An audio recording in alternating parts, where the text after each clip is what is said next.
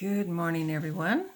My name is Carolyn Hart Bennett, and today I'm going to read chapter 34 from the third leg of the Seven Sisters' journey from London to Salt Lake City. It is called Seven Sisters, the Trek, chapter 34. Caroline had been having trouble with the wagon tongue on Lucy's wagon for the last day or so. It was starting to wobble and loosen, and the bumpy road and ruts weren't helping the matter. Upon inspection in the morning, Hurricane gathered the sisters together, except for Aunt Lucy and Eleanor, who were off on their early morning nursing rounds. "Sisters, I'm going to go talk to Captain Mac about your wagon tongue. It's in bad shape and probably won't last the day without being replaced." This worried the sisters as they contemplated their day. Hurricane found MacArthur consulting with his captains of 50, who were reporting that they had finally rounded up the 2 horses and 6 oxen that had wandered off in the night. He was reiterating to them about how important it was for the herders to stay awake on their watches. Then he groused that he had lost 3 hours of travel time just because of their negligence. When he saw Hurricane coming toward him, he greeted him roughly. "Hurricane, you look like you have a problem that will add to my other problems this morning." "Afraid so, Captain," he said, realizing MacArthur wasn't in a very good mood. "I was wondering if the wagon train could stand by for a couple more hours while we replace the tongue and trees on Sister Whittier's wagon." "Damnation!" MacArthur cursed. "I knew we'd have trouble with those 7 helpless women. We've already lost time rounding up our wandering stock from last night, and we can't afford to wait any longer to get going this morning. I'm trying to get this company to Salt Lake before next spring. You'll just have to pull their wagon out of line and stay back to make the repairs. Who do you want to help you?" "The 4 Devereux men and Brother Clotworthy are assigned to my wagon. They can help." "We'll need to get the wood off the supply wagon." "All right. The sooner you get it fixed, the sooner you can catch up with us. You'll need to get a couple of horses to tie behind your wagon in case you need them." Hurricane knew Captain MacArthur didn't want to waste a minute of the Dixie train's trekking time. But he figured the real reason was that he had made a wager with some of his cronies back in St. George that he could get his company from Florence to the Salt Lake Valley in the fewest number of days ever recorded. MacArthur just knew he could shave days off their travel time if they went a little farther each day and if they got started a little earlier each morning. If anything interrupted his schedule, he got very irritable. He had been pressing the Saints ever since they got past Fort Laramie, and they were complying to the best of their abilities, but they were starting to get worn out and physically spent by the end of each day. Hurricane didn't like the idea of being left behind, but there had been a few other wagons with similar problems that had successfully stopped, taken care of them, and caught up with the train later. It could be done, and if all went smoothly today, he figured he and the other men could get the parts replaced and maybe even catch up to the train before it camped. That is, if they trekked through the noon break. "Sisters," he said upon returning, "Captain Mac has given me instructions to move your wagon and mine out of the line and replace the tongue and trees on your wagon. Then we'll catch up to the train by the time they camp tonight." Lavinia's face pinched. "But we'll be without the safety of the guards and the other men," she said. "We'll be all right," Sister Triplet assured Hurricane. "It should only take a couple of hours. Brother Clotworthy, take the Devereux to the supply wagon and see if you can carry the wood back over here so we can replace these faulty parts. Sister Cleverly, I want you to follow my wagon over by those rocks." Brother Clark spoke to Susanna. "Can you first let me get some of our clothing that needs washing?" "Yes," added Jane. "I'm down to Lanny's last nappy." "Go ahead and get what you need, sisters. We aren't in that big of a hurry." Susanna and Jane dug around in their bags and handed off clothing to the others, who were waiting to be the laundry bearers. Lavinia got the washboard and several squares of soap so everyone could help. The horn had sounded 20 minutes earlier for the wagon train to move out, and the last few wagons were now rolling past the broken-down wagon, waving and calling encouragement to the sisters and the repair crew as they passed. Hurricane moved his wagon off the trail a little farther and wait for the wood to come. Caroline yelled commands at Buck and Doc to get along. They lurched forward like they normally did, but a loud crack was heard. This sharp sound scared the oxen, and they lurched again, only to hear another crack as the wagon tongue split into two pieces and fell in a V shape on the ground. The oxen stomped their feet to go forward, but the V had plowed solidly into the dirt, making it difficult to pull the load. "Pull back! Yell whoa, Sister Cleverly," he shouted. "Then put on your brake." She complied as Hurricane jumped down and ran to the front of her oxen to grab their yokes. He tried to use his calmest voice to talk to them as he stroked their heads. Caroline gladly climbed off the driver's seat and moved away from the agitated cattle.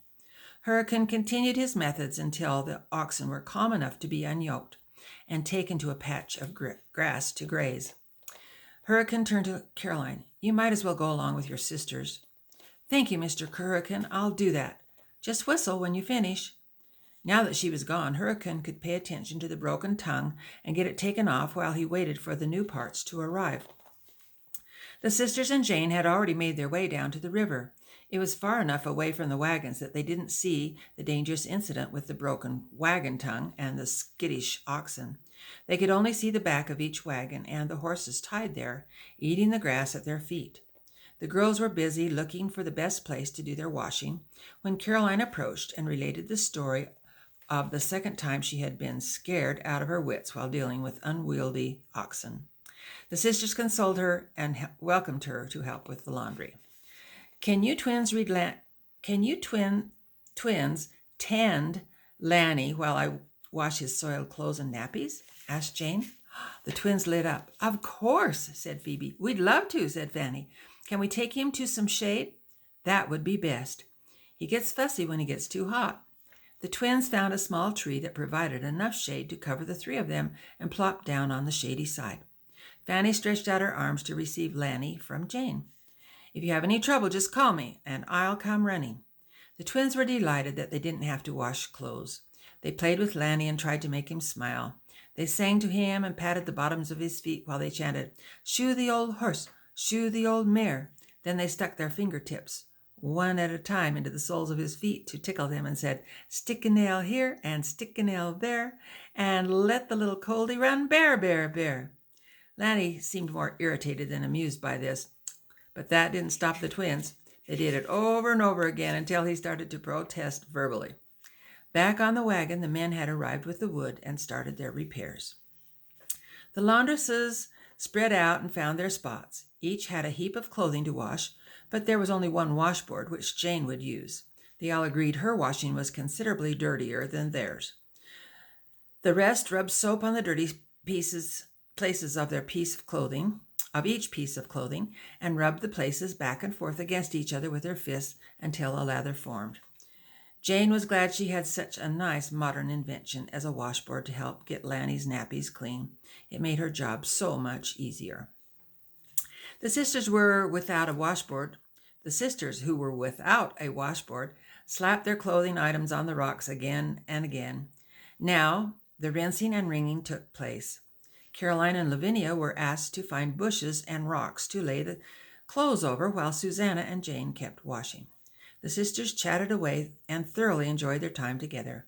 Jane had the worst job, washing the soiled nappies, but she loved taking care of little Lanny. She couldn't praise Alinda May and the Lord enough for this second chance to raise a son. "These willows will make good clotheslines," said Caroline to Lavinia as she took a piece of clothing and wrung some more water out of it. Then she shook it vigorously, making loud slapping sounds, and laid it carefully over the branches. She couldn't help remember how Lizzie had taught her to wash clothes on the Amazon, and when she got wetter than the clothes did. This memory made her smile. Lavinia moved farther ahead to drape her clothes. She got so wrapped up in her flapping and straightening that she found herself moving towards some perfectly round boulders to lay them over. She sang softly as she worked. "Today, while the sun shines, work with a will. Today, all your duties with patience fulfill. Today, while the birds sing, harbor no care. Call life a good gift, call the world fair." She hummed the next verse as she continued to spread out one of Lanny's nappies with her usual perfection. She picked up another nappy from the pile of her wet clothes to shake out, and suddenly she felt something grab her around the midsection and capture her arms.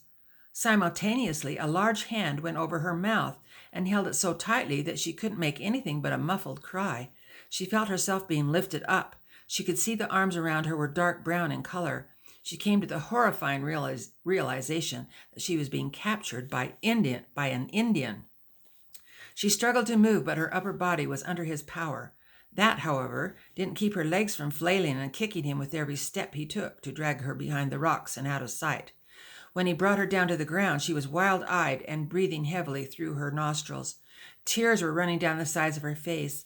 She continued to try to make someone hear her, but she couldn't get enough air. Her ears were humming. She was getting lightheaded. She expended so much energy that she couldn't struggle any longer and lost consciousness. The Indian went to work and tied her wrists with some rawhide strips, as another smaller Indian joined him and began to tie her ankles together. They exchanged a few staccato words and looked over the rocks to see if they had been noticed. A distance away, the men were still busy with the wagon.